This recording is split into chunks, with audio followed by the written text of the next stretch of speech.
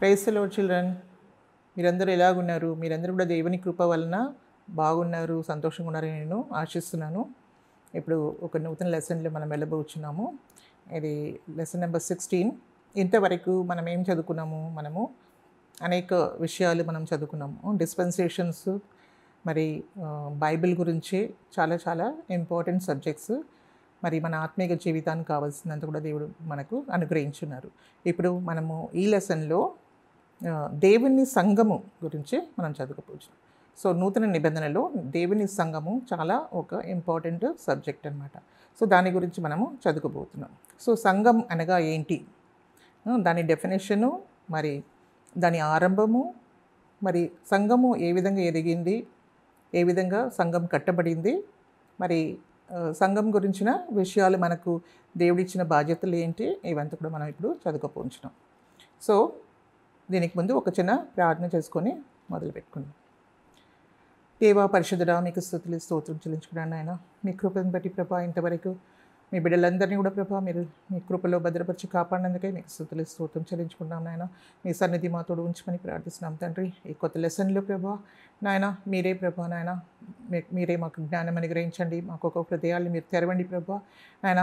వింటున్న ప్రతి బిడ్డను కూడా మీరు దీవించండి ప్రభా. ఒకరొకరు కూడా ప్రభా నాయన మీ సత్యాన్ని గ్రహించడానికి ప్రభా, దాన్ని బట్టి ప్రభా వాళ్ళ జీవితాలని మీకు అర్పించుకోవడానికి నాయన, మరి పరిశుద్ధాత్మ కార్యం వాళ్ళ జీవితంలో జరగడానికి ప్రభా నాయన, వాళ్ళు మిమ్మల్ని మీకు ప్రభా నాయన సమర్పించుకోవడానికి మీరు సహాయం చేయమని ప్రార్థిస్తున్నాం తండ్రి.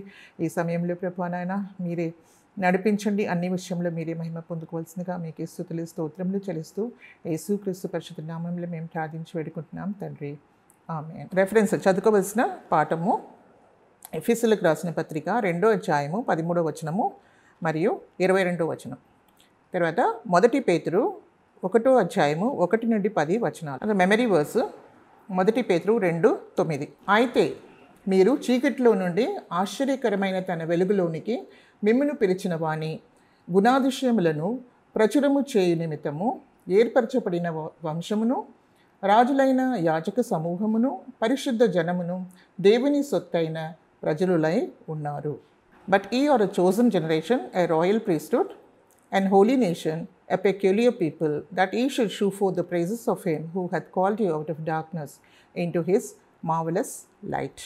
సో ముఖ్యంగా మనము ఇది ఎందుకు చదువుకున్నామంటే, దేవుని సంఘం అంటే ఏంటి, సో దేవుని సంఘము గురించిన ప్రత్యేకత ఏంటి, దాని ప్రాముఖ్యత ఏంటి, మరి దేవుని దృష్టిలో సంఘం అంటే ఏంటి అనేది మనం ఈ దినము చదువుకోబోతున్నాం.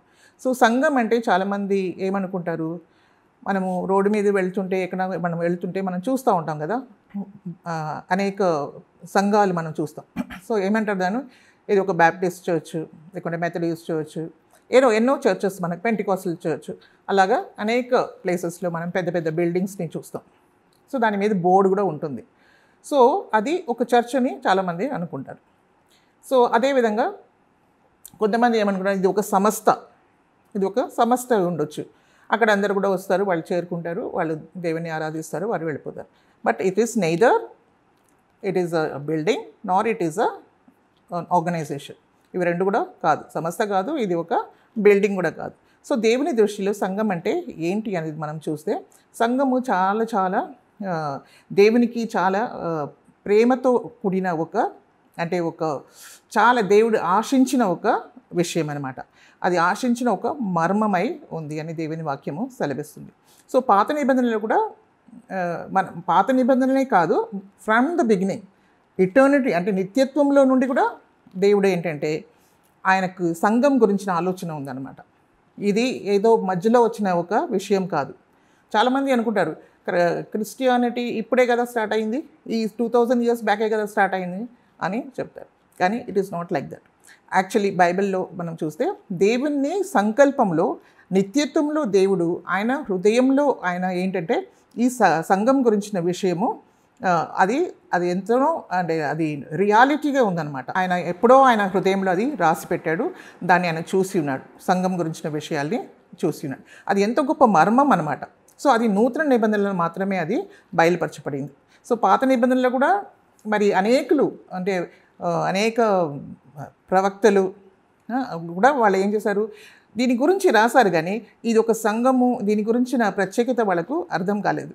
కానీ యేసుప్రభు ఈ లోకానికి వచ్చిన తర్వాతనే ఈ సంఘము అనే విషయాన్ని ఆయన బయలుపరుచున్నాడు అనమాట. సో యాక్చువల్లీ చూస్తే బైబిల్ మనకు నూతన నిబంధన గ్రీక్లో రాయబడి ఉంది. మనం చదువుకున్నాం కదా, గ్రీక్లో సంఘానికి ఎక్లీషియా అని రాయబడి ఉంది అనమాట. ఎక్లీసియా అంటే ప్రత్యేకమైన ఒక ఉద్దేశంతో మరి పిలువబడిన ఒక గుంపు అని అర్థం. ప్రత్యేకమైన ఒక ఉద్దేశంతో దేవుడు పిలిచిన ఒక గుంపు మాత్రమే సంఘం అని చెప్పబడుతుంది. సో ఇది ఏంటంటే, దీన్ని ఫస్ట్ ఆఫ్ ఆల్ మనం అర్థం చేసుకోవాల్సింది ఏంటంటే, ఇది ఒక మానవ సంకల్పము కాదు. ఇది ఎవరో మనుషులందరూ కూడి ఒక ఇది బోధ తీసుకొచ్చి పెట్టింది కాదు. ఇది దేవుడి ఆది సంకల్పంలో ఉన్న ఈ సంఘం విషయము మనము ఇప్పుడు చదువుకోబోతున్నాం. ఎఫెసియన్స్ 3వ అధ్యాయము 9 నుండి 11 వచనాలు మనం చూసుకుందాం. పరలోకంలో ప్రధానులకును అధికారులకును సంఘము ద్వారా తన యొక్క నానా విధమైన జ్ఞానము ఇప్పుడు తెలియబడవలెనని ఉద్దేశించి శక్యము కాని క్రీస్తు ఐశ్వర్యమును అన్యజనులలో ప్రకటించుటకును సమస్తమును సృష్టించిన దేవుని యందు పూర్వకాలము నుండి మరుగై ఉన్న ఆ మర్మము గూర్చిన ఏర్పాటు ఎట్టిదో అందరికీ తేటపరచుటకును పరిశుద్ధులందరిలో అత్యల్పుడైన నాకు ఈ కృప అనుగ్రహించను. ప్రధానులు, అధికారులు అంటే దే ఆర్ కాల్డ్ ఏంజల్స్. అంటే ప్రధాన ఏంజల్స్ ఉంటాయి కదా, దూతలు ఇంకా అధికారులు. దాంట్లో కూడా అనేక విధమైన అధికారులు కూడా ఉంటారన్నమాట. దేర్ మే బి ఈ ప్రధానులు, అధికారులు అని చెప్పినప్పుడు అది మంచి ఏంజల్స్ ఉండొచ్చు, పరిశుద్ధమైన దేవదూతలు ఉండొచ్చు, లేకుంటే సాతాను వాళ్ళు కూడా ఉండొచ్చు. సో ఈ ప్రధానులు, అధికారులు అంటే ఇట్స్ ఏంజలిక్ బీయింగ్ అని అర్థం అనమాట. సో ఇక్కడ దేవుని హృదయంలో ఏమైతే ఉందో, ఆయన మనసులో ఏదైతే దాగి ఉందో దాన్ని ఇప్పుడు దేవుడు ఏం చేస్తున్నారు, బయలుపరుస్తున్నారు. ఎవరి ద్వారా? సంఘము ద్వారా. అంటే సంఘం ద్వారా అందరూ కూడా చూసుకుంటున్నారు అనమాట. ఈవెన్ ప్రధానులు ఇంకా అధికారులు కూడా, ఏంజలిక్ బీయింగ్స్ కూడా ఇప్పుడే చూస్తున్నారు. ఇది ఏంటి అనే విషయం వాళ్ళకు కూడా తెలియదు అనమాట. అది ఒక గొప్ప మర్మం. సంఘం అంటే అది ఒక గొప్ప మర్మంగా ఉన్నది. ఈవెన్ ఏంజల్స్ కూడా దాని విషయం ఏమీ తెలియదు అనమాట. వాళ్ళు కూడా ఏంటి చూస్తున్నారనమాట, ఈ విధంగా ఉందా, మరి దేవుడే ఈ లోకంలో మానవుడిగా ఈ లోకానికి వచ్చి మరి ఆయన సంఘాన్ని, యేసుప్రభు ఏమన్నారు, నేను నా సంఘాన్ని కట్టుదెను. I will build my church on this rock I will build my church అని ఉంది కదా, మత్తయి 16:18లో I will build my church అంటే it's going to be future. I will అన్నారు, నేను నా సంఘమును కట్టెదను అంటే ఆ మూమెంట్లో ఆ సంఘము లేదు. సో ఆయన కట్టబోచున్నాడు. సో ఇప్పుడు సంఘము కట్టబడుతుంది, కానీ అప్పుడు అక్కడ కట్టబడలేదు. సో దాన్ని కట్టడానికి యేసుక్రీస్తు ఈ లోకానికి వచ్చానది మనము చూస్తాం. సో ఈవెన్ ఏంజలిక్ బీయింగ్స్ కూడా ఏంటి, దేవదూతలు కూడా తెలియదు అనమాట ఈ సంఘం అంటే ఏంటి అని తెలియదు. ఇప్పుడు సంఘం కట్టబడుతుంటే అవి చూస్తున్నాయి అనమాట, ఎంతో ఆశ్చర్యంతో అవి చూస్తున్నాయి. ఏంటి అది అంటే, అది దేవుని ఒక మర్మమై ఉందన్నమాట. ఫెలోషిప్ ఆఫ్ ద మిస్టరీ, అది ఎంతో పెద్ద మర్మమై ఉంది. ఎవరి ద్వారా అంటే క్రీస్తు ద్వారా. క్రీస్తు ఎవరు? అన్నిటిని సమస్తని సృష్టించిన క్రీస్తు ద్వారా మనకు ఇప్పుడు బయలుపరచబడుతుంది. నానా విధమైన జ్ఞానం ద్వారా ఇంకా శోధింప శక్యమును కానీ క్రీస్తు ఐశ్వర్యమును అన్యజనులలో ప్రకటించడానికి. సో ఇప్పుడు ఏంటంటే ఇది it's a very mysterious thing అనమాట. ఏంటంటే ఇది ఒక మిస్టరీ అనమాట. ఏంటి మిస్టరీ అంటే, ఆ కాలంలో మనం చూస్తే ఇజ్రాయేల్ ప్రజలు మాత్రమే దేవుడు ఎన్నుకున్నాడు. వాళ్ళ ద్వారానే వాళ్ళకే ఏం చేశాడు దేవుడు, వాళ్ళకు ధర్మశాస్త్రం ఇచ్చారు, వాళ్ళ సొంత జనమై ఉన్నారు. సో దేవుడు వాళ్ళని చాలా చాలా ప్రేమించారు. సో అదంతా ప్రేమించిన తర్వాత యేసుక్రీస్తు ఈ లోకానికి వచ్చి ఇప్పుడు ఆయన సంపూర్ణమైన ఆయన ప్రణాళికలు చూపిస్తున్నాడు అనమాట.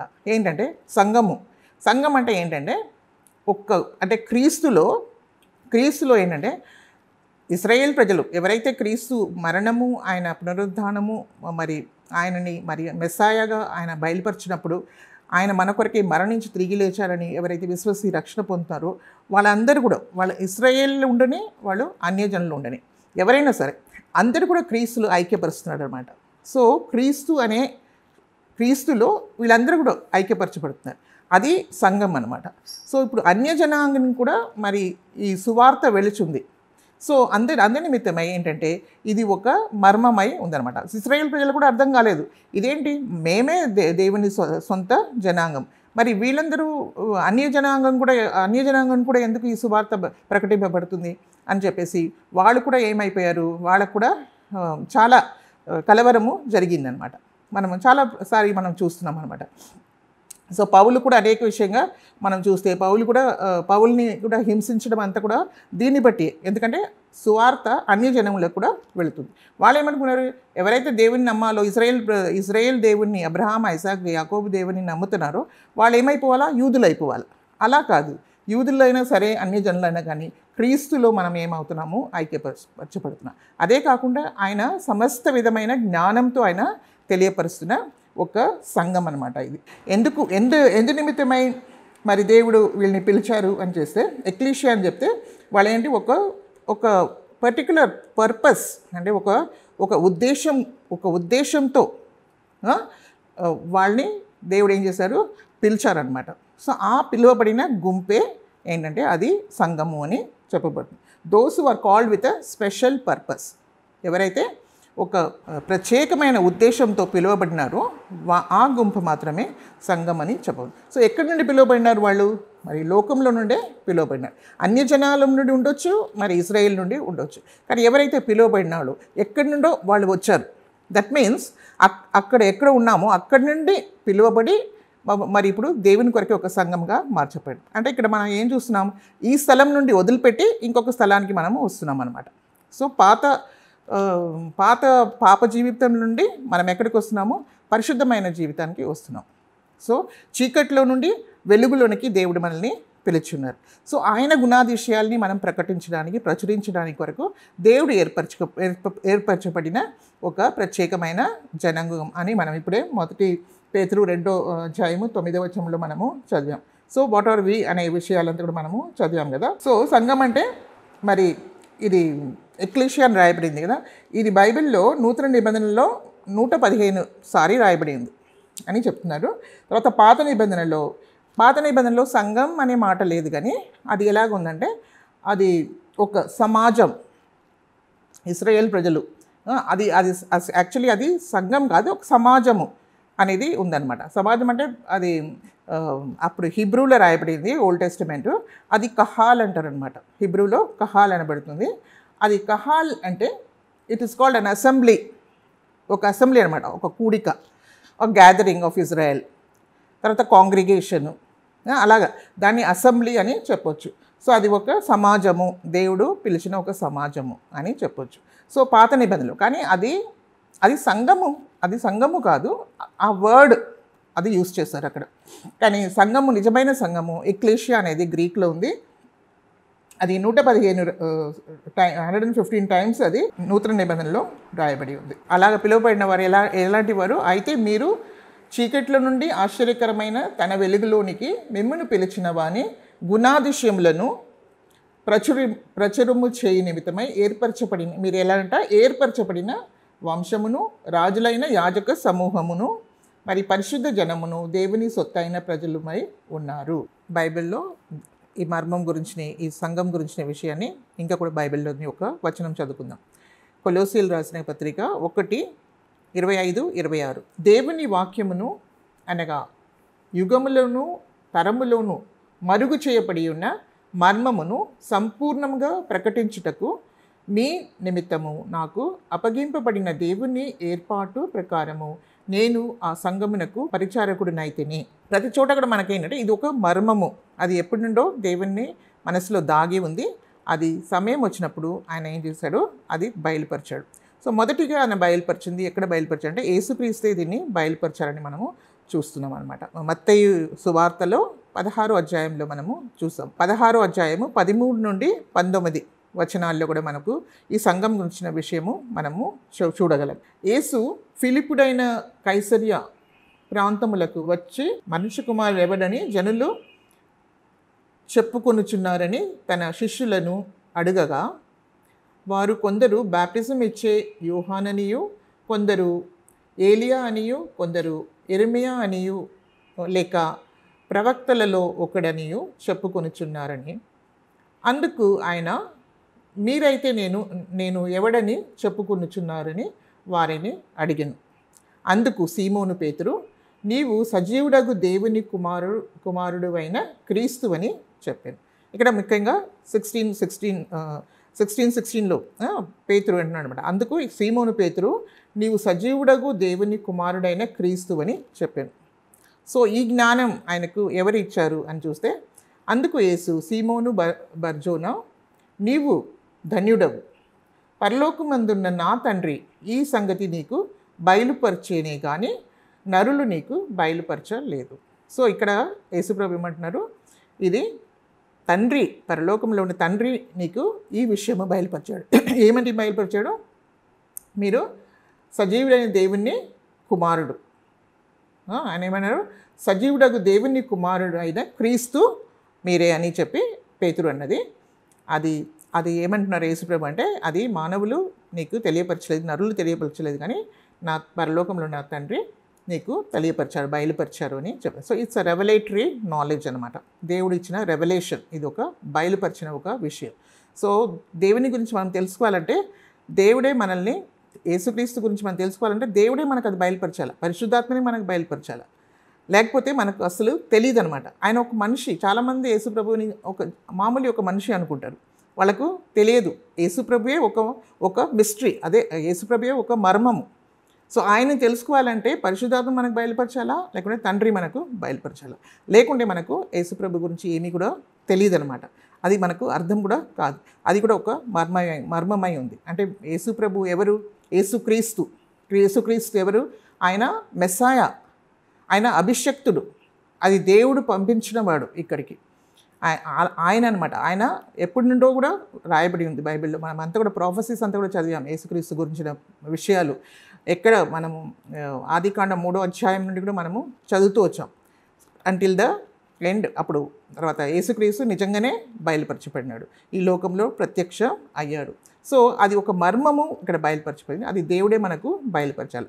సో పేతురుకే మొదటిగా దేవుడు బయలుపరిచింది, తండ్రి బయలుపరిచింది మనము చూస్తున్నాం. మరియు నీవు పేతురువు, యేసుప్రభు అంటున్నారు, మరియు నీవు పేతురువు, ఈ బండ మీద అంటే పేతురు అంటే బండ అనమాట.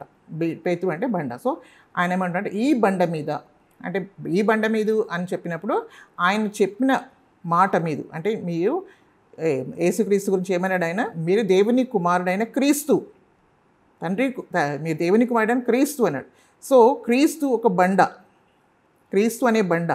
సో మనం పాత నిబంధనలో మనం చూస్తున్నాము, ఎప్పుడైతే ఇశ్రాయేల్ ప్రజలు మరి అక్కడ నుండి బయలుదేరి వచ్చారో, అక్కడ ఐగుప్తు నుండి బయలుదేరి వచ్చినప్పుడు వాళ్ళతో నడిచింది ఎవరు? క్రీస్తు అనే బండ. సో ఆ బండ నుండి వాళ్ళు నీళ్లు తాగారు. ఆ అరణ్యంలో వాళ్ళకి నీళ్ళు లేనప్పుడు వాళ్ళ బండ నుండి ఈ బండ వాళ్ళతో వచ్చిందనమాట. సో వాళ్ళకు నీళ్లు, వాళ్ళు దాంట్లోకి వెళ్ళి వాళ్ళు తాగుతూ వచ్చారనమాట. సో బండ అంటే క్రీస్తు అని అర్థం. సో క్రీస్తు అనే బండ మీద నా సంఘమును కట్టెదను. యేసుక్రీస్తు సంఘము ఎవరి మీద కట్టబడుతుంది? క్రీస్తు మీదే కట్టబడుతుంది. సో పాతాళలోక ద్వారములు దాని ఎదుట నిలువనేరవని నేను నీతో చెప్పుచున్నాను. సో ఇక్కడ మనం చూస్తే పాతాళపు ద్వారములు దాని ఎదుట నిలవలేదని నేను మీతో చెప్పుచున్నానని దేవుడు చెప్తున్నాడు. సో ఈ బండ అనేది చాలా చాలా ఇంపార్టెంట్. యేసుప్రభు కూడా మనకు ఒక పారబుల్ కూడా చెప్పారు కదా, ఉపమానం కూడా చెప్పారు. యేసుప్రభు ఏమన్నారు? బండ మీద ఏం చేయాలా? ఇల్లు కట్టువాడు ఎంతో జ్ఞానవంతుడు. ఎందుకంటే అక్కడ బండ మీద కట్టినప్పుడు ఏమవుతుందంటే నీళ్ళు వస్తుంది, వర్షం వస్తుంది, ఇంకా తుఫాన్ వస్తుంది, అంత గాలి వస్తుంది, అన్నీ వస్తుంది, కానీ అది ఎంత మాత్రం కూడా కింద పడిపోదు. అదే ఎవరైతే బుద్ధిహీనుడు ఉన్నాడు కదా, ఆయన ఏం చేశాడు? ఇసుక మీద కడతాడు. ఇల్లు కడుతున్నాడు కానీ ఇసుక మీద, అంటే కింద ఫౌండేషన్ ఏంటి? ఇసుక. సో వర్షం వచ్చినప్పుడు, గాలి వచ్చినప్పుడు, తుఫాన్ వచ్చినప్పుడు, వరదలు వచ్చినప్పుడు ఏమైపోతుంది? అది ఎంత పెద్ద ఇల్లు కట్టుకున్నా కూడా అది ఏమైపోతుంది? కూలిపోతుంది. సో ఎవరు బుద్ధిమంతుడు ఇంట్లో? ఎవరైతే యేసుప్రభుని అంగీకరించి, మరి ఆయన మాటని అంగీకరించి దాని ప్రకారం నడుస్తారో వాళ్ళే బుద్ధిమంతులు అని యేసుప్రభు చెప్పారు. సో ఆ బండనే ఏంటి? అది ఫౌండేషన్ అనమాట. సో ఆ బండ మీద మనల్ని ఏం చేసుకోవాలి? ఆయన సంఘాన్ని నేను కడతానని చెప్తున్నారు. సో ఎవరో మన మానవ అభిప్రాయాల ద్వారా కట్టుకున్నదంతా కూడా ఏది కూడా నిలబడదు అనమాట. సో మానవుల ద్వారా కట్టుకున్న అనేక విధమైన మతాలను మనం లోకంలో చూస్తున్నాం, కానీ దాని ద్వారా మనకు రక్షణ లేదు. కానీ దేవుడే పంపించిన, అది ఆ మర్మమైన క్రీస్తు మీ అనే బండ మీద ఎవరైతే తన ఇల్లుని కట్టుకుంటారో, అంటే వాళ్ళ జీవితాన్ని కట్టుకుంటారో, మరి దేని నిమిత్తమే యేసుక్రీస్తు ఈ లోకానికి వచ్చారో దాన్ని మనం అర్థం చేసుకొని మనం కూడా మరి ఆయనని అంగీకరించి మన జీవితాన్ని కూడా మరి ఆ బండ అయిన క్రీస్తు మీద మనం కట్టుకున్నప్పుడు మనం ఏమవుతామంటే మనము ఎప్పుడు కూడా నిలిచి ఉంటాం. సో అదే మరి దానినే యేసుప్రభు ఏమన్నారు, సంఘము అని చెప్పబడుతుంది. సో ఈ సంఘము మరి ఎప్పుడు అయ్యింది, ఎప్పుడు కట్టడం మొదలుపోయింది అని మనం చూస్తే, యేసుక్రీస్తు ఈ లోకానికి వచ్చి ఆయన ఎందుకు వచ్చారు, మన పాపం ప్రాయశ్చితం చేయడానికి వచ్చారు. సో లోకం అందరి కొరకై, లోకంలో ఉన్న ప్రతి వాళ్ళ కొరకై కూడా ఆయన మరణించడానికే ఈ లోకానికి వచ్చారు. సో ఆయన ఏంటంటే దేవుని గొర్రెపిల్లగా వచ్చారు. ఆయనలో ఎలాంటి పాపం లేదు, పరిశుద్ధంగా వచ్చి పరిశుద్ధ జీవితాన్ని జీవించి సిలువలో మన నిమిత్తం మరణించి ఆయన మరి వాక్యంలో ఏముంది, పాప క్షమాపణ మనకు దొరకాలంటే రక్తం చిందింపబడాలి, అది పరిశుద్ధుని రక్తమై ఉండాలి. సో అది గొర్రెల మేకల రక్తము మన పాపాలని పూర్తిగా క్షమించడానికి వీల్లేదు, అది జస్ట్ కవర్ చేస్తుంది తప్ప దాన్ని మన పాపం క్షమింపబడదు, అది పూర్తిగా తొలగిపోదు. కానీ యేసుక్రీస్తు ఈ లోకానికి, అంటే దేవుడే మానవుడిగా ఈ లోకానికి వచ్చి మరి సిలువలో ఆయన మరణించి మరి క్రీస్తు రక్తం ద్వారా మన పాపము క్షమింపబడి మనం ఒక నూతన సృష్టిగా దేవుడు మనల్ని మారుస్తాడు. ఎప్పుడు దేన్ని నమ్మినప్పుడు యేసుక్రీస్తు ఏం చేశారో సిలువ మీద దాన్ని మనం మన హృదయ అంతరంగం నుండి విశ్వసించి మరి ఆయన మరణించి మళ్ళీ 3వ రోజు తిరిగి లేచారు. అంటే ఆయన డెత్, రిజరెక్షన్, మరి ఆయన అసెన్షన్, అంటే ఇంకా ఆరోహణము అయ్యారు. మరణించి తిరిగి లేచి ఆరోహణము అయ్యారు. ఆ విషయాన్ని మనం విశ్వసించినప్పుడు మన పాపం క్షమింపబడుతుంది. మరి మనం క్రీస్తుతో పాటు ఏమవుతామంటే ఐక్యపడి మరి ఆయన క్రీస్తుతో పాటు మనము తిరిగి లేచి ఉన్నాం. సో మనకు ఏంటి, ఒక నూతన జీవంని దేవుడు మనకు అనుగ్రహిస్తారు. సో పాప క్షమాపణ కొరకు ఆయన రక్తము కార్చబడింది. మరి మనల్ని నీతిమంతులుగా తీర్చాలంటే ఆయన ఏమవ్వాలా, తిరిగి లేవాలా, అప్పుడే అది యాక్సెప్టెడ్ బై గాడ్ అని అర్థం అనమాట. సో అది యాక్సెప్టెన్స్ అయిందంటే యేసుక్రీస్తు మళ్ళీ తిరిగి లేచారు. ఎందుకంటే ఆయన కొరకు మరణించలేదు, ఆయన కొరకు మరణించి ఆయన మళ్ళీ తిరిగి లేవకపోయేది, కానీ ఆయన మళ్ళీ తిరిగి లేచారంటే ఆయన మన కొరకు మరణించారని అర్థం. So it's a substitutional death అనమాట. అంటే నా స్థలంలో యేసుక్రీస్తు మరణించారు తప్ప ఆయన కొరకు మరణించలేదు. హీ వాజ్ కంప్లీట్లీ హోలీ అనమాట. ఆయన కంప్లీట్లీ పరిశుద్ధంగా ఉన్నాడు. సో ఆయన ఏమయ్యాడు, ఆయన పరలోకానికి ఆరోహణమయ్యాడు. ఆయన తర్వాత ఆయన ఏమన్నాడు, మీరు యెరూషలేములో వదిలిపెట్టి వెళ్ళకండి, మీరు అక్కడే కూడుకోండి, మీకు నేను తండ్రి వాగ్దానం చేసిన పరిశుద్ధాత్మని నేను పంపిస్తాను. ఎప్పుడు ఆరోహణం అయినాక యేసుప్రభు ఎప్పుడైతే మహిమ పొందాడో, మహిమలో ఆయన చేరినప్పుడు, ప్రవేశించినప్పుడు, అప్పుడు ఆయన ఏంటంటే పరిశుద్ధాత్మని పంపించాడు. ఎప్పుడైతే పరిశుద్ధాత్మ వచ్చారో అప్పుడు ఏమైందంటే అక్కడ అందరూ కూడా పరిశుద్ధాత్మ నింపబడినప్పుడు మత్తయి 16వ అధ్యాయము 19వ వచనంలో మనం ఏం చూస్తున్నాము, పరలోక రాజ్యమునకు ఒక తాళపు చెవిని నీకు నేను ఇచ్చేదను. పేతురుతో చెప్తున్నాడు, పరలోక రాజ్యం యొక్క తాళపు చెవి నీకు ఇచ్చేదను, నీవు భూలోకమందు దేనిని బంధించుదవో అది పరలోకమందును బంధింపబడును, భూలోకమందు దేనిని విప్పుదవో అది పరలోకమందును విప్పబడును అని అతనితో చెప్పాను. సో ఇక్కడ మా యేసుప్రభు ఏమన్నారు, ఆయనకు ఒక ప్రామిస్ కూడా ఇచ్చాడు. బికాస్ ఫస్ట్ ఆఫ్ ఆల్ దేవుడు మరి ఎవరికి బయలుపరిచాడు, మనకు మరి తండ్రి పేతురుకే బయలుపరిచారు. కాబట్టి క్రీస్తు ఎవరు అనేది మరి ఆయనకే తాళం చేయి ఇవ్వబడింది. అంటే మొదటిగా తాళం చేయి అంటే మొదటిగా పరలోక రాజ్యం తెరవబడింది. ఎవరి ద్వారా, పేతురు ఆయన చేసిన ఆ సువార్త, ఆ చెప్పిన సువార్తను బట్టి.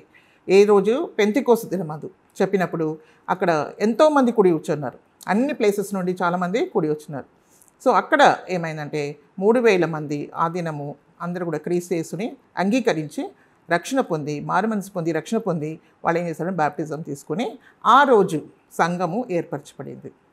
So after Jesus Christ came into the earth, died on the cross and buried, third day rose again and went to ascended into heaven. Then 10 days తర్వాత పరిశుద్ధాత్మ దిగినప్పుడు ఆ దినము దేవుని సంఘము ఏర్పరచబడింది. సో దీంట్లో మనం చూస్తే ఎవరెవరున్నారు, తండ్రి చిత్తం ఉండాలి, మరి క్రీస్తు తండ్రి చిత్తంని చేసిన తర్వాత పరిశుద్ధాత్మ కూడా ఇక్కడ వచ్చారు. సో ఇక్కడ మనం చూస్తే తండ్రి కుమార పరిశుద్ధాత్మ సహాయం ద్వారా మరి అంతా కూడా యేసుప్రభు కంప్లీట్ చేసిన తర్వాత, అంటే రక్షణని కంప్లీట్ చేసిన తర్వాత, ఆయన సిలువలో మరణించి తిరిగి లేచిన తర్వాత పరలోకానికి మళ్ళీ ఎక్కడి నుండి ఆయన వచ్చాడో మళ్ళీ అక్కడికే ఆయన తిరిగి వెళ్ళిపోయాడు. ఎందుకంటే ఆయన పని ఎందుకు వచ్చారు? మనల్ని రక్షించడానికి. మరి అది కంప్లీట్ చేశారు కాబట్టి ఆయన మనకు ఒక ఆజ్ఞను కూడా ఇచ్చాడు. లోకమంతా వెళ్ళి మీరు ఏం చేయాలి? ఈ సువార్తని ప్రకటించమని కూడా చెప్పారు. ఎవరైతే నమ్మి బ్యాప్టిజం పొందుతారో వాళ్ళు ఏం పొందుతారో? రక్షణ పొందుతారు. నమ్మని వాళ్ళు ఏమైపోయారో? తీర్పు నొందుతారని వాక్యము సెలవిస్తుంది. యేసుప్రభు ఆ మాట చెప్పారు. సో ఇప్పుడు ఏంటంటే పరిశుద్ధాత్మ వచ్చినప్పుడు ఇప్పుడు ఎవరైతే ఆత్మ ద్వారా మరి ఆయన సువార్తను ప్రకటించినప్పుడు పేతురు మరి 3000 మంది వాళ్ళు నొచ్చుకొని వాళ్ళ పాపను పశ్చాత్తాపడి యేసుక్రీస్తుని అంగీకరించి రక్షణ పొంది మరి వాళ్ళ బ్యాప్టిజం కూడా తీసుకున్నట్టు మనము చూస్తున్నాం. సో అది సంఘంని ఒక ఆరంభం అని మనము చూస్తున్నాం అన్నమాట. ఇక్కడ మనము సంఘంని ఒక కట్టడంతో పోల్చి కూడా మనము చూడవచ్చు. అసలు చాలా విధంగా మనం చూడవచ్చు సంఘంని. అనేక విధంగా పౌలు కూడా దాన్ని అనేక విధంగా దాన్ని వివరించి ఉన్నారనమాట. సో ఒకటి ఏంటంటే కన్స్ట్రక్షన్ ఆఫ్ బిల్డింగ్, ఒక కట్టడం అని చెప్పవచ్చు. సో ఒక కట్టడం కట్టాలంటే ఎక్కడి నుండి స్టార్ట్ అవుతుంది? అది ఫౌండేషన్తో స్టార్ట్ అవుతుంది కదా. ఫౌండేషన్ ఏంటి? దాన్ని పునాది నుండి స్టార్ట్ అవుతుంది. సో ఆ పునాది ఏంటి అనేది మనం చూస్తే ఇప్పుడే నేను చెప్పాను కదా, మత్తయి 7:24-25లో యేసుప్రభు ఉపమానం చెప్పారు. అదేంటి? దట్ ఇస్ రాక్, అంటే బండ మీద ఇల్లు కట్టేవాడు. మరి ఆ ఇల్లు కట్టడం అంటే ఏంటి అంటే దాని మీద కట్టినప్పుడు అది ఏంటంటే ఎంత వర్షం వచ్చినా, ఎంత గాలి వచ్చినా, వరదలు వచ్చినా కూడా అది నిలబడుతుంది. అది ఎంత మాత్రం కూడా కూలిపోవడానికి వీలు. అది ఎవరైతే యేసుక్రీస్తు మాటలను నమ్మి మరి దాని ప్రకారం ఎవరైతే జీవిస్తారో వాళ్ళు బుద్ధిమంతులు అని చెప్పబడుతుంది. సో ఆ విధంగా మరి యేసుక్రీస్తు మీద మరి యేసుక్రీస్తు దానికి ఏంటంటే పునాది అయి ఉన్నారు అని మనం చూస్తున్నాం. సో మన అనేక ప్లేసెస్లో మనం చూస్తున్నాం. 1 కొరింథీ 10:4లో కూడా మనం చూస్తే మనం చెప్పాను కదా, రాక్ అంటే బండ అంటే ఏంటంటే మన ఇశ్రాయేల్ ప్రజలతో వచ్చింది కూడా దేవుని బండ అనే క్రీస్తు ముందు కూడా ఉన్నారు. క్రీస్తు అనేవాడు యేసు ప్రభు జన్మించినప్పుడు కాదు స్టార్ట్ అయింది. క్రీస్తు రైట్ ఫ్రమ్ ద బిగినింగ్. అది లోకంలో కూడా సృష్టించి కూడా ఆయననే. కానీ ఆయన మానవుడిగా బయలుపరచబడింది యేసుక్రీస్తులో. యేసు అని ఈ లోకంలో బయలుపరచబడ్డాడు. జన్మించినప్పుడు బయలుపరచబడ్డాడు. కానీ ఇక్కడ మనం చూస్తే he is there from the beginning. ఇశ్రాయేల్ ప్రజలు అరణ్యం నుండి వచ్చినప్పుడు కూడా ఆ బండ అనేది వాళ్ళతోనే ప్రయాణం చేశారని మనము చూస్తున్నాం. సో అక్కడ కూడా మనం చూస్తే అందులో నుండి వాళ్ళు ఏం తాగారు? నీళ్లు త్రాగారు అనమాట. అక్కడ దీంట్లో విల్డర్నెస్ అంటే డెజర్ట్లో అరణ్యంలో నీళ్లు దొరకదు. అది అంత మామూలుగా దొరికే ప్లేస్ కాదనమాట. సో అలాగా ఉన్న ఆ స్థలంలో 40 సంవత్సరములు వాళ్ళు ఏ విధంగా నీళ్లు తాగారు, వాళ్ళు ఏ విధంగా ఆహారం తిన్నారు, అదంతా కూడా దేవుడే ప్రొవైడ్ చేస్తారు కదా వాళ్ళకి. పరలోకం నుండి మన్నాని ఇచ్చారు, మరి వాళ్ళకి కావాల్సిన నీళ్లు కూడా దేవుడు వాళ్ళకి ఇచ్చారు. వాళ్ళకు ఒక గుడారంగా కూడా దేవుడు ఉన్నాడు. ఎందుకంటే ఆయన మరి రాత్రి సమయంలో ఆయన అగ్ని స్తంభంగాను, మరి మార్నింగ్లో మరి అది మేఘస్తంభంగాను ఆయన వాళ్ళతో ఉండి వాళ్ళకు డైరెక్షన్ ఇస్తూ మార్గం ముందు నడుస్తూ మరి వాళ్ళు ఎప్పుడైతే అది మూవ్ అయిందో, ఆ స్తంభం ఎప్పుడైతే మూవ్ అయిందో అప్పుడు కూడా ఇశ్రాయేల్ ప్రజలు వాళ్ళు కూడా మూవ్ అయ్యారు. సో ఆయన్నే మార్గంగా అప్పుడు కూడా ఉన్నది కూడా మనం చూస్తున్నాం. సో యేసుక్రీస్తుడు ఏమన్నారు? నేనే మార్గము సత్యము జీవమై ఉన్నారని చెప్పారు. సో అన్ని విషయంలో కూడా మరి వాళ్ళకి ఏ విధంగా వాళ్ళకి సహాయం చేశారు. సో ఆయననే నిజమైన బండ అయి ఉన్నారనమాట. సో ఆ బండ మరి ఆ బండనే యేసుక్రీస్తు. అదే ఏంటంటే ఫౌండేషన్. ఆయన ఫౌండేషన్, పెద్ద foundation, total foundation is that అనమాట. సో అందులో ఫౌండేషన్ స్టోన్ కూడా ఉందన్నమాట. సో ఫస్ట్ అంటే కార్నర్ స్టోన్ ఏంటి అంటే ఫౌండేషన్ ఈజ్ జీసస్ క్రైస్ట్, యేసుక్రీస్తు. మరి కార్నర్ స్టోన్ అది ముఖ్య మూలరాయి అనమాట. యేసుక్రీస్తు ముఖ్య మూలరాయి ఉన్నారు. ముఖ్య మూలరాయి అంటే ఏంటి? It's a chief corner stone. ముఖ్య మూలరాయి అంటే ఫస్ట్లో ఎప్పుడైతే ఇల్లు కడతామో దానికి మొదటి ఒక రాయిని వేస్తారు. అది మూలరాయిగా ఉంటుంది. అది చీఫ్ కార్నర్ స్టోన్. ఒక హౌస్కి 4 కార్నర్స్ ఉంటాయి కదా, 4 కార్నర్స్ ఉంటాయి. కానీ ఫస్ట్ ఒకటే బండ వేస్తారనమాట. అది ముఖ్యమైన ఒక మూలరాయి ఉందన్నమాట. సో దానికి అన్ని టచ్ అయ్యి ఇది అవుతుంది అనమాట. సో అన్నీ ఒక కట్టడం లాగా కట్టబడుతుంది. సో దట్ ఈస్ మొదటి రాయి, దట్ ఈస్ కాల్డ్ మొదటి రాయి. సో ముఖ్య మూల ప్రిన్సిపల్ ఇదనమాట, అది ఫస్ట్. సో అది యేసుక్రీస్తు అనమాట, chief corner stone. Is Jesus Christ. అది మనం ఎక్కడ ఎఫెసీయులకు రాసిన పత్రిక 2:20. క్రీస్తు యేసు ముఖ్యమైన మూలరాయి అయి ఉండగా అపోస్తులను ప్రవక్తలను వేసిన పునాది మీద మీరు కట్టబడి ఉన్నారు. ఇక్కడ మనం చూస్తే క్రీస్తు యేసు ముఖ్యమైన మూలరాయి అయి ఉన్నారు. So the corner stone, chief corner stone ఎవరు? ముఖ్యమైన మూలరాయి ఎవరు? యేసుక్రీస్తు. సో ద ఫౌండేషన్ ఎవరు? యేసుక్రీస్తు. ముఖ్యమైన మూలరాయి యేసుక్రీస్తు. తర్వాత ఫౌండేషన్ స్టోన్స్, తర్వాత కింద మరి ఫౌండేషన్ స్టోన్స్ ఉంటుంది, ముఖ్య మూలరాయి యేసుక్రీస్తు. మరి ఫౌండేషన్ కూడా ఉంటుంది కదా పూర్తిగా పునాది. ఆ పునాది అంతా కూడా ఎవరంటే అపోస్తులు ఇంకా ప్రవక్తలు. అపోస్తులను ప్రవక్తలను వేసిన పునాది మీద మీరు కట్టబడి ఉన్నారు. సో యేసుక్రీస్తు చేసిన చీఫ్ కార్నర్ స్టోన్గా ఉండి యేసుక్రీస్తు కలిపిరానికి తీసుకొచ్చిన బోధ అంతా బయలుపరచబడింది ఎవరికి? అపోస్తులకును ఇంకా ప్రవక్తలకును. ఈ ప్రవక్తలని మరి నూతన నిబంధనల ప్రవక్తలని చెప్పొచ్చు, పాత నిబంధనల ప్రవక్తలు కూడా దాంట్లో ఉన్నారు. వాళ్ళు కూడా యేసుక్రీస్తుని పాయింట్అవుట్ చేస్తూ వచ్చారు. సో అక్కడి నుండి మనం చూస్తున్నాం ప్రవక్తలందరూ కూడా యేసుక్రీస్తుకి ఏం చేశారు? They have witnessed for Jesus. So పాత నిబంధన ప్రవక్తలు కూడా ఉండొచ్చు, నూతన నిబంధన ప్రవక్తలు కూడా ఉండొచ్చు. ప్రవక్తలు అని ఉంది. సో అపోస్తులు అంటే అందరూ కూడా నూతన నిబంధన వాళ్ళే ఉన్నారు. సో వాళ్ళ దీని మీద బోధ మీద మనము ఏంటంటే కట్టబడుతుంది. So that is the foundation stones ఎవరు? అపోస్తులు ఇంకా ప్రవక్తలు. తర్వాత బిల్డింగ్ మీద మరి స్టోన్స్ ఉండాలి కదా, పైన ఒక కట్టడానికి ఫౌండేషన్ ఉంటుంది, ఫౌండేషన్ చీఫ్ కార్నర్ స్టోన్ ఉంటుంది, ఫౌండేషన్ ఉంటుంది, తర్వాత వాల్స్ అవి కూడా ఉంటాయి అన్నమాట. సో అదంతా ఎవరు అని చెప్తే ఎవరైతే ఈ సువార్తని యేసుక్రీస్తు చెప్పింది మరి అపోస్తులు చెప్పిన సువార్త, అపోస్తుల ద్వారా వచ్చిన మరి అపోస్తులు ఏం చెప్పారు? యేసుక్రీస్తుని వాళ్ళు ప్రకటించారు. సో యేసుక్రీస్తుని అంగీకరించిన ప్రతి వాళ్ళు కూడా ఏమవుతుందంటే వాళ్ళ జీవితంలో ఏం జరుగుతుంది? ఒక నూతన జీవము మనకు వస్తుంది. సో ఇది ఏంటంటే దేవుని ప్రణాళిక, ఏంటి నిత్యత్వం నుండి ఉన్న ప్రణాళిక, ఒక మర్మము ఈ దినంలో బయలుపరచబడి ఉన్నాయి. ఈ నూతన నిబంధనలో యేసుక్రీస్తు రావడంలో బట్టి అప్పటి నుండి మొదలుపెట్టినాయి అది. సో ఈ విధంగా ఎవరైతే ఈ సువార్త ఇంకా ప్రకటింపబడుతూనే ఉంది, మరి ఎవరైతే యేసుప్రభుని అంగీకరించి మన రక్షణ పొందుతారో వాళ్ళ జీవితంలో ఏమవుతుంది? మనము పాపానికి మరణించి మరి క్రీస్తు నిమిత్తమై దేవునికి మనము క్రీస్తుని బట్టి దేవునికి మనం ఏమవుతాము? జీవిస్తున్నాం అనమాట. ఆ జీవం, నూతన జీవం మనం పొందిన వాళ్ళు ఎవరైతే దే ఆర్ బార్న్ అగైన్ అంటే మారు మనసు పొందిన వాళ్ళైనా ఎవరైతే ఉన్నారో వాళ్ళు దీంట్లో ఉంటారు. వీళ్ళంతా కూడా ఏంటంటే ఒక లివింగ్ స్టోన్స్ అనమాట, ఒక జీవం గల రాళ్ళు. సో దేవుని సంఘం అంటే ఏంటి? జీవం గల రాళ్ళు. దేని మీద ఉంది? క్రీస్తే దానికి చీఫ్ ఫౌండేషను, పునాది, చీఫ్ కార్నర్ స్టోను అంటే ముఖ్యమైన మూలరాయి. తర్వాత దాని పునాది ఎవరు? అపోస్తులను ఇంకా ప్రవక్తలను ఉన్నారు. వాళ్ళ మీద ఎవరైతే నమ్ముతున్నారో వాళ్ళు కూడా ఒక్కొక్క రాయిగా అక్కడ దాని మీద కట్టబడుతారు అనమాట. సో మీరందరూ కూడా ఎలాగ ఉన్నారు? మీరందరూ కూడా యేసుక్రీస్తుని అంగీకరించి మరి మీరు నిజంగా మీరు దేవుని దగ్గర దేవా మీరు నాకు తెలియపరచండి. ఏ విధంగా దేవుడు మరి పేతురుకు తెలియపరిచాడు, తండ్రియే తెలియపరిచాడు. ఎవరు? క్రీస్తు ఎవరు అనేది తండ్రియే తెలియపరిచాడు. దేవుని కుమారుడని ఆయనకి ఎలాగ తెలిసింది?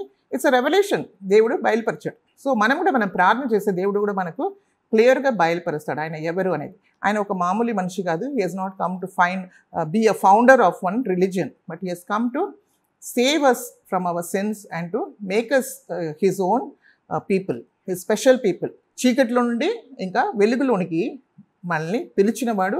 మరి ఆయన గుణాదిశ్యాల్ని ప్రచురించడానికి కొరకు దేవుడు మనల్ని ఒక ఏర్పరచబడిన జనాంగంగాను, అదంతా మనం చూస్తాం కదా, పరిశుద్ధ జనంగాను, మరి రాజయాజక సమూహంగాను, ఒక ఆయన మరి దేవుని కొరకు సొత్తై ఉన్న ప్రజలుగాను దేవుడు మనల్ని చేసి ఉన్నారు. సో ఇలాంటి వాళ్ళే ఏంటంటే ముందుగా మనకి ఏం కావాలి? మారు మనస్సు అనేది ఉండాలి. సో అలాంటిదే ఒక సంఘం. దీని గురించి మనము ఇప్పుడు ఇక్కడ రాయబడి ఉంది అనమాట. సో ఇది ఒక సంఘం. సో ఇది ఏంటంటే ఒక బిల్డింగ్కి అది ఒక సూచనగా మనం అంటే బిల్డింగ్కి ఒక కంపారిజన్ చేసి రాయబడింది అనమాట. ఎందుకంటే ఆత్మీయ విషయాలు మనకి ఎప్పుడు కూడా జస్ట్ అలాగ చెప్తే ఆత్మీయంగా చెప్తేనే అర్థం కాదు. సో ఈ లోకంలో ఉన్న విషయాల్ని పెట్టి మరి దానికి సాదృశ్యంగా దేవుడు అది చూపిస్తాడు అన్నమాట. అప్పుడే మనకు మంచిగా అర్థమవుతుంది అనే విషయంతో యేసుప్రభు కూడా అనేక విధమైన ఉపమానాలు చెప్తూ వచ్చారు.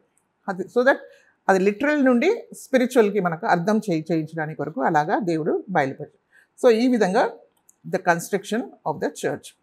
సో ఇప్పుడు నుండి మనం ఏం తెలుసుకోవాలా, ఇది ఒక బిల్డింగ్ కాదు, లైక్ కాంక్రీట్తో ఒక ఇటుకలతోనూ దానితో చేసింది కాదు. సో ఇక్కడ కూడా ఫౌండేషన్ ఉంది, కానీ ఆ ఫౌండేషన్ ఎవరు? యేసుక్రీస్తు. మరి ఇక్కడ చీఫ్ కార్నర్ స్టోన్ ఎవరు? యేసుక్రీస్తు. మరి ఫౌండేషన్ స్టోన్స్ ఎవరు? మరి అపోస్తులు ఇంకా ప్రవక్తలు. మరి లివింగ్ స్టోన్, బిల్డింగ్ స్టోన్స్ ఎవరు? యేసుక్రీస్తు నమ్మిన వాళ్ళు, రక్షణ పొందిన వాళ్ళు, జీవం గల వాళ్ళు, పాపం నుండి విడుదల పొంది రక్షణ పొందిన వాళ్ళు మాత్రమే అక్కడ ఉంటారు. సో ప్రతి వాళ్ళు అక్కడ ఉండడానికి వీళ్ళే, కానీ ప్రతి వాళ్ళు ఉండగలరు. ఏంటంటే ఎవరిని దేవుడు తోసివేయడు, అందరూ కూడా దేవుడు పిలుస్తున్నారు. మీరందరూ కూడా నా దగ్గరికి రండి, పాపం మోసుకొని మీరు ఎంతో శ్రమలతో మీరు మోయువారులారా మీరు నా దగ్గరికి రండి, నేను మీకు విశ్రాంతి ఇస్తానంటున్నారు. మరి ఎందుకు మీరు రాకుండా పోవడానికి కారణం ఏంటి? దర్ ఇస్ నో రీజనే లేదు అసలు. అది మన బుద్ధిహీనత తప్ప ఇంకేం లేదు. సో బుద్ధి గల వాళ్ళై మనం కూడా ఏం చేయాలా, we should be like that. అంటే ఫౌండేషన్, అదే రాక్ మీద, అంటే బండ మీద ఎవరైతే ఇల్లు కట్టాడో ఆ విధంగా మనం కూడా ఏం చేయాలా, క్రీస్తు అనే బండ పైన మన ఇల్లుని మన జీవితాన్ని కట్టుకోవడానికి మనం ఏం చేయాలా, మనం దేవునికి అప్పగించుకోవాలి, ప్రార్థన చేయాలా. ఎప్పుడైతే మనం ప్రార్థన చేస్తామో దేవుడు గొప్ప కార్యాలని చేస్తాడు. మరి సంఘము ఏ విధంగా విస్తరించింది, ఏ విధంగా సంఘము మరి ఈ సువార్త ఎప్పుడైతే ప్రకటింపబడిందో, ఈ సువార్తని విని ఎవరైతే రక్షణ పొందారో వాళ్ళు మాత్రమే ఈ కట్టడంలో రాగలరు. సో ఎవరి ఇష్టానికి వాళ్ళు రావడానికి వీల్లేదు. సో ఎవరైతే ఈ సువార్తని అంగీకరించి రక్షణ పొందుతారో వాళ్ళు మాత్రము ఇక్కడ వస్తారని మనము చూస్తున్నాం. సో యేసుక్రీస్తు శిష్యులకు ఏమని ఆజ్ఞ ఒకటి ఇచ్చారనమాట. లోకంలో అంతా కూడా వెళ్ళి మీరు ఏం చేయాలా, ఈ సువార్తని ప్రకటించండి. ఎవరైతే విశ్వసించి నమ్మి దాన్ని బ్యాప్టిజం తీసుకుంటారో వాళ్ళు ఏమవుతారో, వాళ్ళు రక్షింపబడతారు అని చెప్పారు. సో అదే విధంగా మరి అందరూ కూడా మరి యేసుప్రభు మొదటి శతాబ్దంలో మరి తర్వాత కూడా ఏమైందండి, అందరూ కూడా ఏం చేశారు, వాళ్ళు ఈ సువార్తని తీసుకొని అనేక ప్రదేశాలకు వెళ్ళి మరి ప్రకటించినప్పుడు, యేసుక్రీస్తుని ప్రకటించినప్పుడు, ఈ సువార్తని ప్రకటించినప్పుడు ఎవరైతే నమ్మి రక్షణ పొందారో వాళ్ళందరినీ కూడా ఏంటంటే ఈ ఒక కట్టడంలో దేవుడు వాళ్ళని యాడ్ చేస్తూ వాళ్ళని కట్టుతూ వచ్చారంట. ఆ విధంగా మొదటి రోజే మనం చూసినాం కదా, పేతురు ఎప్పుడైతే సువార్త ప్రకటించాడో 3000 మంది యేసుప్రభుని అంగీకరించి రక్షణ పొంది బ్యాప్టిజం తీసుకున్నారు. తర్వాత కూడా ఎంతోమంది అలాగా వస్తూ రాను మరి ఎవరెవరైతే నమ్మారో వాళ్ళందరినీ కూడా దేవుడు ఏం చేశాడు, దాంట్లో కట్టడము మొదలుపెట్టారనమాట. సో ఆ విధంగా దినం ఏమైందంటే సంఘము ఇంకా ఎదగడము మొదలైంది. సో వాళ్ళు ఎదగడమే కాకుండా వాళ్ళ జీవితంలో కూడా మరి ఆత్మీయత కూడా ఎదగాలి. సో ఎవరైతే యేసుక్రీస్తుని అంగీకరించి రక్షణ పొందారో వాళ్ళు క్రీస్తులో వాళ్ళు ఎదగాలన్నమాట. ఎలాగ ఎదుగుతారంటే దేవుని వాక్యంని మనం అంగీకరించి మరి ఈ లోకంని జయిస్తూ, పాపాన్ని జయిస్తూ, సాతాన్ని జయిస్తూ మరి దేవుని కొరకై మనం జీవిస్తూ ఉండి మరి ఆ విధంగా మనం ఆత్మీయ జీవితంలో మనం ముందుకు సాగుతున్నప్పుడు మనం ఒక్కరొక్కరు కూడా ఏమవుతాము, బలము, శక్తి మనము పొందుకుంటాం. అదే కాకుండా మరి ఈ సువార్తని ప్రకటించినప్పుడు కొత్త వాళ్ళు కూడా సంఘంలో చేర్చబడతారు. సో ఈ విధంగా సంఘం ఏమవుతుంది, వాళ్ళు అంతరంగంలో బలపరచబడతారు. ఇంకా బయట వాళ్ళు వచ్చి సంఘంలో చేర్చబడినప్పుడు ఆ సంఘము ఎంతో పెద్దగా విస్తరింపబడుతుంది అన్నమాట. అప్పుడు ఇదేంటంటే ఇది ఒక జాతికైనా ఒక కులం కన్నా చెందింది కాదు కదా. ఇది ఇశ్రాయేల్ ప్రజలకు కూడా ప్రకటింపబడినాయి. ఇశ్రాయేల్ ప్రజలు ప్రభుని అంగీకరించారు. అదే కాకుండా అన్యులు కూడా ఎవరైనా సరే, గ్రీకులు అంటే అన్యులు ఎవరైనా సరే, వాళ్ళు భారతదేశంలో ఉండొచ్చు, ఇంకా ఎక్కడ ఉన్న వాళ్ళైనా అమెరికాలో ఉండవచ్చు, ఇంకా ఈ అరబిక్ కంట్రీస్లో ఉండవచ్చు, ఎక్కడ ఏ కంట్రీలో ఉన్నప్పటికీ కూడా ఈ సువార్తను అంగీకరించి యేసుక్రీస్తుని అంగీకరించి రక్షణ పొందిన వాళ్ళు ప్రతి వాళ్ళు కూడా ఇక్కడ ఉంటారంట. సో ఈ విధంగా సంఘము ఇంకా విస్తరించడము మొదలుపెట్టింది. సో ఇది ఒక జీవంతో కూడిన ఒక సంఘము. ఇది క్రీస్తు మరణం పైనను ఆయన జీవంతోనూ నింపబడిన ఒక సంఘము. సో దీంట్లో ఎవరెవరు ఈ సంఘంలో మరి ఎవరెవరు ఉంటారు, మెంబర్స్తో మనకు చాలా సంఘాల్లో మెంబర్స్ వాళ్ళు ఎవ్రీ సండే వాళ్ళు చర్చ్కి వెళ్తే అది వాళ్ళ మెంబర్స్ అంటారు. కానీ అది కాదు. ఇక్కడ నిజమైన సంఘము, జెన్యూన్ సంఘంలో అంటే క్రీస్తు చెప్పారు కదా, ఈ బండ మీద నా సంఘంని కడతానని యేసుప్రభు ఏ సంఘం గురించి అయితే చెప్పాడో అందులో రావాలంటే మనం ఏం చేయాలా, చిన్న ప్రార్థన చేసుకొని ముగించుకోండి. పరిశుద్ధుడా మీకు స్తుతులు స్తోత్రం నాయనా, గొప్ప దేవా మీకు వందనాలు స్తుతులు చెల్లించుకున్నాం నాయనా. ఈ విషయము ప్రభా ఈ మర్మమైన విషయాల్ని ప్రభా మాకు ఈ దినము తెలియపరిచినందుకే మీకు వందనాలు, స్తుతులు, స్తోత్రం చెల్లించుకున్నాను నాయన. నాయన మీరు పునాది వేయడానికి ముందే ప్రభా నాయన, నిత్యత్వంలో ప్రభా నాయన, మీ హృదయంలో ప్రభా నాయన ఈ సంఘం గురించిన విషయాల్ని మీరు ప్రభా నాయన ఎంతో ప్రభా మీరు ప్రణాళిక చేసి ఉంచినారు ప్రభా. ఆయన సమయం వచ్చినప్పుడు ప్రభా మీ కుమారుడైన క్రీస్తుని ఈ లోకానికి పంపించి ప్రభా నాయన ఈ లోకంలో ప్రభా వచ్చి ప్రభా నాయన అనేకుల్ని పిలవడానికి, రక్షించడానికి ప్రభా నాయన మీ సంఘంని కడతానని వాగ్దానం చేసిన దేవా మీకు స్తుతులు, స్తోత్రం చెల్లిస్తున్నాం తండ్రి. ఆయన మీ ప్రణాళిక ఎప్పుడు కూడా మారదు ప్రభా, అది తప్పకుండా కంప్లీట్ అవుతుంది కాబట్టి నాయన ప్రభా మీ మరణం ద్వారాను, మీ పునరుద్ధానం ద్వారాను ప్రభా నాయన మీరు ఇచ్చిన పరిశుద్ధాత్మ ద్వారాను ప్రభా ఈ గొప్ప కార్యం మీరు చేసినందుకే మీకు స్తోత్రం నాయన. ప్రతి బిడ్డని మీరు దీవించండి. ఒక్కొక్క బిడ్డను కూడా ప్రభా నాయన మిమ్మల్ని అంగీకరించి రక్షణ పొందడానికి మీరు సహాయం చేయండి. రక్షణ పొందిన ఒక్కొక్క బిడ్డని కూడా మీరు దీవించి ఆశీర్వదించి ఇంకా కూడా ప్రభా నాయన అనేక విధంగా ప్రభా మిమ్మల్ని ఆరాధిస్తూ పరిశుద్ధాత్మ శక్తితో నింపబడి ప్రభా నాయన ప్రభా మీ కొరకే సాక్షులుగా నిలబడడానికి మీకు కృప దయచేయమని ప్రార్థిస్తున్నాము ప్రభా. ఇది వింటున్న ప్రతి బిడ్డని మీరు దీవించి ప్రభా నాయన ఒకరొకరు కూడా ప్రభా వాళ్ళ జీవితాన్ని అర్పించుకోవడానికి మీరు కృప అనుగ్రహించి ఆశీర్వదించమని నాయన. పరిశుద్ధాత్మ దేవా మీరే ప్రభా బిడ్డలకు తెలియపరచండి ప్రభా, మీరే మీరు ముట్టండి ప్రభా నాయన, మీరే వాళ్ళకి ప్రభా నాయన ప్రభా మీ జీవాన్ని ప్రభా ప్రసాదించండి ప్రభా, మీరు ముట్టి ప్రభా వాళ్ళందరినీ రక్షించమని నాయన. ఆయన మీ కృపతో ఒక్కొక్కరిని మీరు భద్రపరిచి కాపాడమని ఆయన, మీరు అక్కడ వరకు కూడా మేము నమ్మకంగా ఉండగలడానికి మీ కృప దయచేయమని ఆయన. మీకే స్తుతులు, స్తోత్రములు అర్పిస్తూ యేసు ప్రభు అతి పరిశుద్ధ నామంలో మేము ప్రార్థించి వేడుకుంటున్నాం తండ్రి. ఆమేన్.